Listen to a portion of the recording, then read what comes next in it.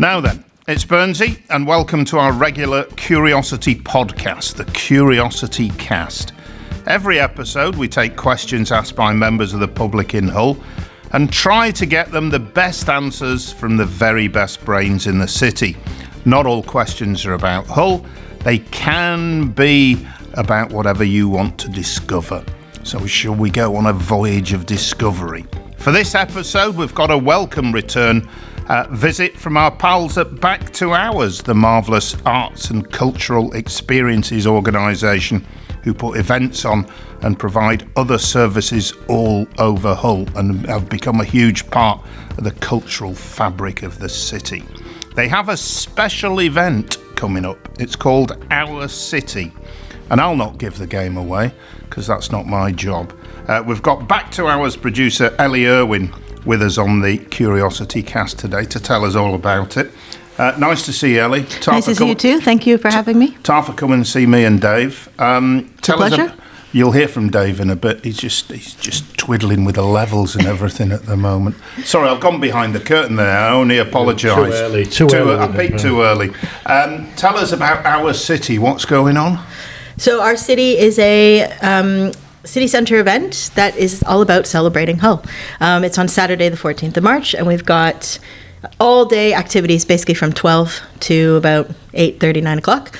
It's going to consist of 2 community processions, which is made up of approximately, right now I'm looking at about 60 groups from across the city, and they're going to be led by what's called the show globes. The show globes are these beautiful, big, life-size snow globes, and there's different characters inside of them, and they interact with the audience. They're really beautiful. The processions are made up of community groups, sports teams, dance groups, arts organizations, just loads of different people from across the city. And it's going to leave at 12 o'clock. It'll be about an hour long. There's 4 sections, and each show globe is leading their own section. We're just looking for loads more people to join in. Who's got the first thick question, me or you? I'll let you do that. I'm trying to keep my credibility. No, at least for about a couple of minutes. I've never had any, so I don't mind blowing it. This is the thick bit.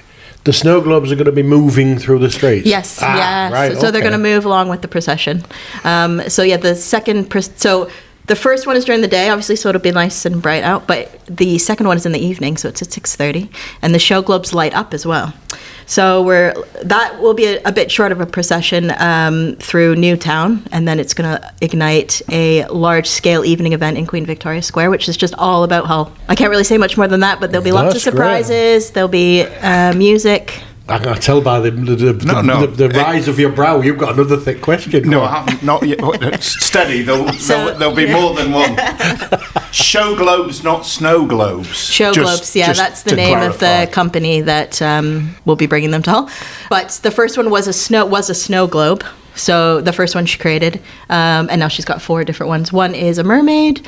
One is like it's called Mystic Mirror. So she's like it's got disco balls inside, and it's sort of like a evil Snow White queen kind of vibe.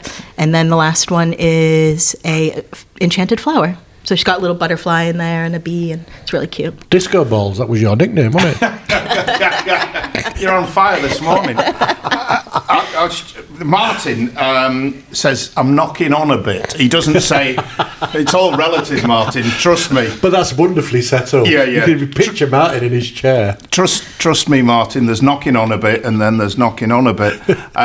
Martin's in the Avenues, HU5, Ellie says, is this event going to be suitable for all ages? Yes, it'll be suitable for all ages. The show definitely is, and then the processions we've got lots of kids in them. So like Jetty Bear and Gary, I don't know if you know the local kids performers. Yeah. They're on the recruit to bring some people with them. From the Hull Comedy Festival. From the Hull Comedy Festival, You do know them, Dave. Okay. Yeah, you know them. You just don't know them as Jetty Bear. I've had a sleep since then. And we've got lots of schools involved, so like Sears Academy West and Napa, which is a performing arts school for young people. So they're in the procession? They're in the procession, okay. It'll definitely be family friendly because we have lots of children involved. And are you still? You said earlier that you wanted people to participate. Are you still looking for people to be in the procession? Yes, we are still looking for people if they want to be in the procession. To do what? To just walk in it and celebrate what it is they bring to the city. So they're welcome to participate in any way they want. What we're asking people to do is choose a globe.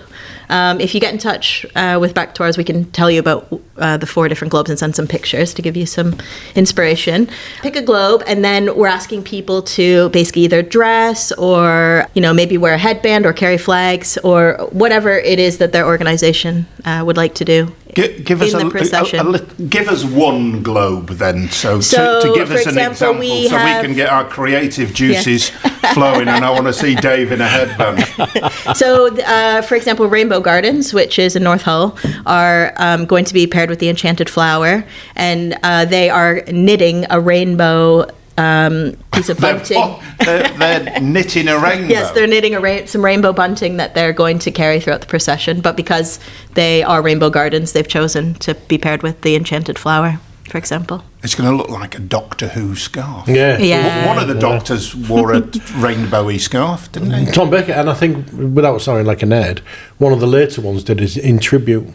Right. Which does sound very nerdy. Sorry, I've taken us down a dead end. Yeah. So how do people get in touch? I did have a look at the website this morning, so I had a look at the various globes. So how do people get in touch? And they need to get a wiggle on, don't they, if this is the 14th of March? The 14th of March. So we're asking people to register by the 4th of March, which is a Wednesday, so that we can just get all the health and safety things we need to do ready and make sure all the info goes out to people to where they're meeting and what times. But so if they email our city at backtours.co.uk, or they can message us on Facebook or Instagram, one of the team will get back to them just to arrange. But you only need to register if you're in the parade. You can you don't need to register if you're just watching. Yeah, if you're just coming to watch, you can just turn up on the day. But if you want to be in the procession, we're asking groups to register. And this is not a stupid question. They are coming, Dave. Don't worry about it.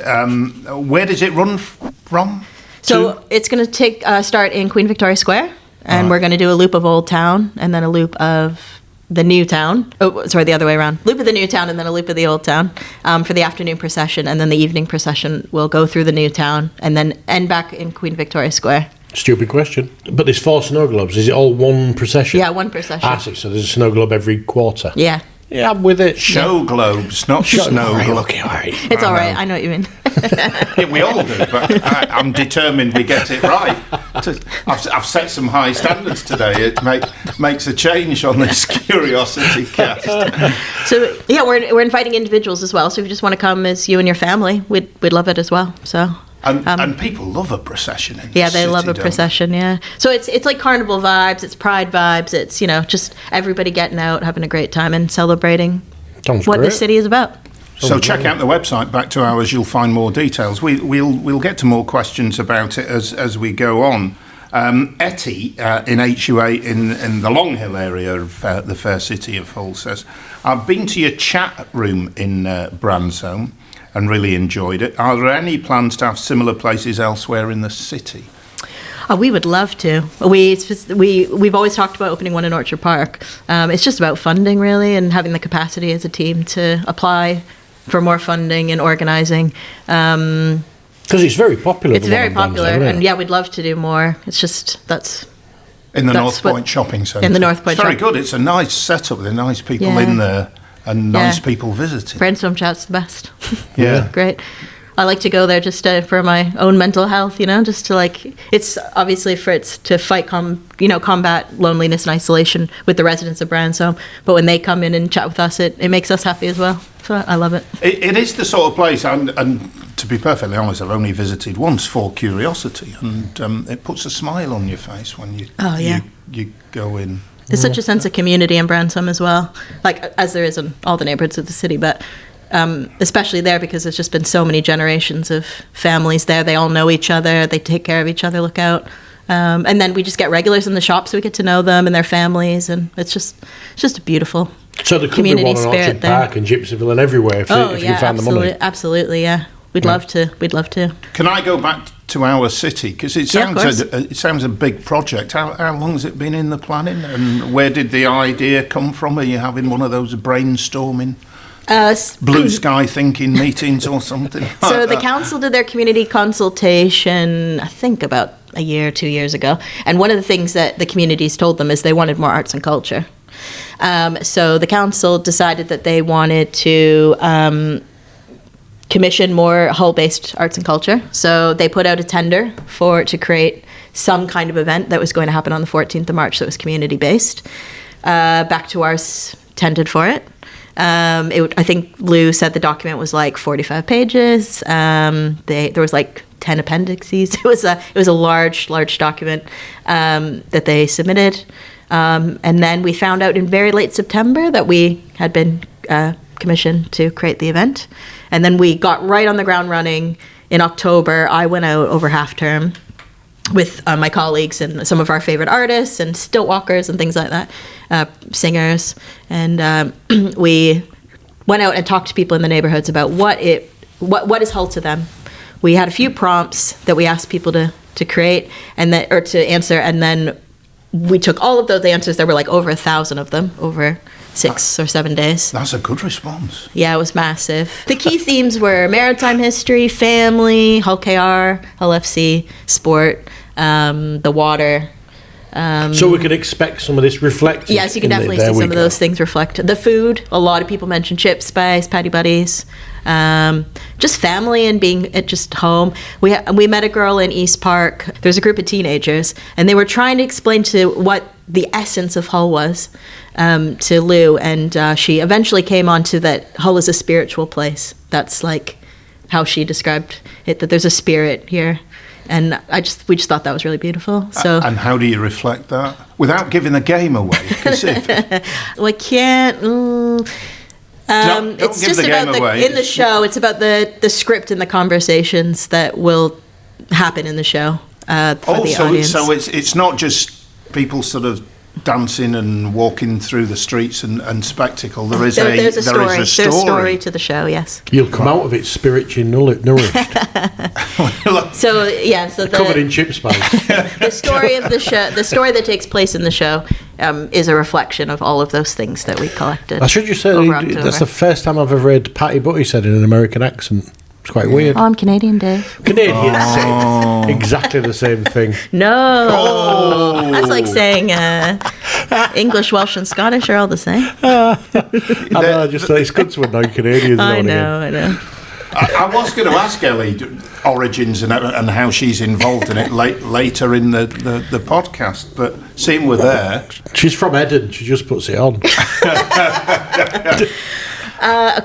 So I moved to the UK 10 years ago in August, and I just always wanted to live here. Since I was a teenager, I was 30. In the UK? In the UK, in the UK. And I went, I was 18 and I wanted to move here, and my mum said, no, you're going to go to university, you're going to go get a job, you're going to, start your adult life. So I went and did those things, and then when I was 30, my mum was like, you ever going to go do that thing you've been talking about for 10 years? And I was like...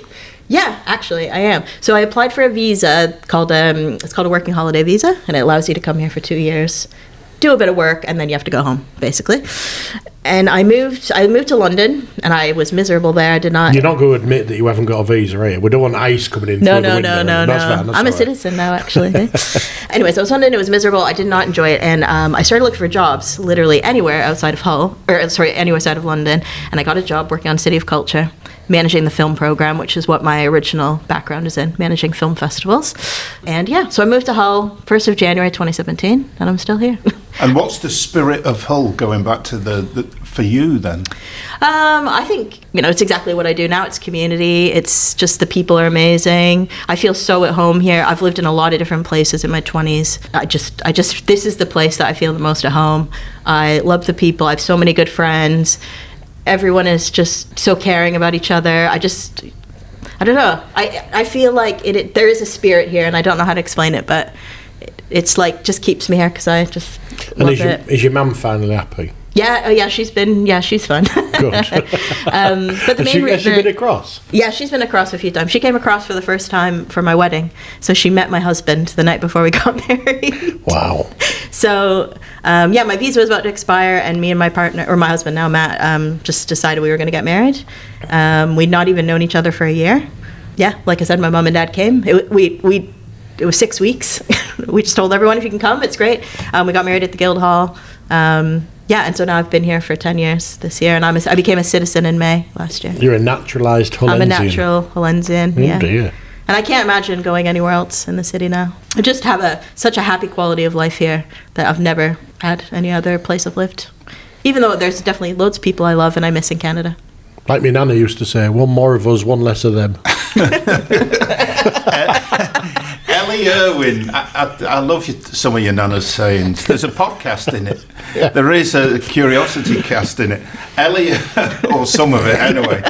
Ellie Irwin is our guest on this episode even of the CuriosityCast. She's from that wonderful Hull organisation, Back to Ours. We're talking about a huge thing they're doing, hopefully huge, it's planned to be huge, on the 14th of March when there will be 2 processions in the fair city of Kingston upon Hull on that day, and you are urged to get involved, whether it's turning up for either or both of the processions, because one will be at night, or getting involved in the actual procession itself, so you can watch or you can participate. You can do both. Let's get to your questions. Terry in HU6 on Orchard Park. I have an event I'm trying to get off the ground in Greatfield. Do Back to Ours help out people with their own projects? I mean, I can definitely give you some advice on what you are looking to do. I guess it depends too what you're looking to do. We, at the moment, aren't providing financial funds for other people's events, but I can definitely give you my time and my help, and I can guide you on venues or working with the council. But you do occasionally offer commissions, don't you? Yeah, we do offer commissions. For artists. Might be able to slipstream into that. Yeah, I could slipstream into that if it fits. We haven't decided what the 2026 Hub Commission will be yet, or not what the format of the commission will be, but keep an eye on the website. It'll be announced in the check spring. out the website. Talking of checking out websites, I realised that as I did the sort of corporate thing, I forgot to do the corporate thing there in terms of reminding you what you're listening to. You forgot to remind everybody. And what you're listening to and how you can get involved in Curiosity. So shall I do that now? Sneak it now, and I'll either make you look slick and edit it in. No, don't. Or I won't bother, and you'll look rank amateur. Don't bother. Okay. Don't worry about it. So I think it's part of the charm sometimes. It is part of the charm, yeah. I'll just remind you that you can send us your own question and we'll answer it either in the next podcast or in the content you can find on the Curiosity social feeds. So message us at www.curiosityhull.co.uk or find Curiosity Hull on Twitter, Facebook, Instagram, TikTok, YouTube and Blue Sky. Back to Ellie Irwin from Back to Ours. Stuart in HU7 in Branso. My 12-year-old granddaughter loves Back to Ours events. How could she get a job with you in the future? He's obviously desperate to get her out and work in it. Yeah. So how old is she? 12, did you say? How old did you say she was? 12? She's 12. So you obviously employ some people, but I suspect lots of volunteers. Yes, we have lots of volunteers. So she'd have to be 16 before she volunteers. However, we are doing work experience placements with kids from all over the city. Dave's daughter did one with us last summer, actually. Yeah. He's never recovered. I'd also recommend come and hang out at the chat shop, especially if she lives in Branso. It helps us get to know you, helps you get to know us. That's the way we like to start working with volunteers, just getting to know each other. 12, she's maybe coming up to options at school. Yeah, which way should you go, do you think? Ooh. Would you go? I mean, I guess I would go down the drama route in terms of in GCSEs and A-levels. At university, you can do event planning and stuff like that. Yeah, I would say there's not really events in GCSE A-levels. Is that a course? No. Sorry, I'm a bit ignorant about the school system because I didn't grow up in it. No. About what the offer is all the time. I did grow up in it, and I'm still ignorant about it as well. I'm so there we go. It's totally different. My O-level results will testify. But I guess you'd go humanities rather than science, wouldn't you? Yeah, I dedefinitely would. If you want to work in the arts, we're talking from a position of complete ignorance. Yeah, sorry about that. I went to art school, so I studied film production. And but I got into events through working in film. So I went off on a little bit of a left turn in terms of getting into the arts industry. But yeah, I would say study humanities for sure. Yeah. Just in terms of Stuart and his 12-year-old granddaughter, are you seeing more or less young people want to get involved in arts and culture and what you do and maybe wider in the city? I would say what are you seeing then? I mean, I'm definitely realizing how many dance and performing arts schools there is. And I know so many young people who are involved in learning those skills. And our work experience requests have skyrocketed in the last sort of 3 to 4 years, last And few what summers. age do you take them for work experience then? So we do take, I think, I'm sorry, again, this is my ignorance of the school system. So I think they're in year 10. When is the youngest they Don't can come? look at me. I've It had always one from confuses Kelvin, me. so I think I think she was about 14, 15. Right. And then we also take them from sixth forms as well. So I've had some that are sort of 17, 18. I don't know if there's like more work experience opportunities at the schools, but those are kind of seem to be the 2 years that I get requests for them. I would say to Stuart, my daughter did go and do some work experience, and then since then, when it's school holidays, you've offered little bits of work, and she's got along the bits for her, so she's learning all the time.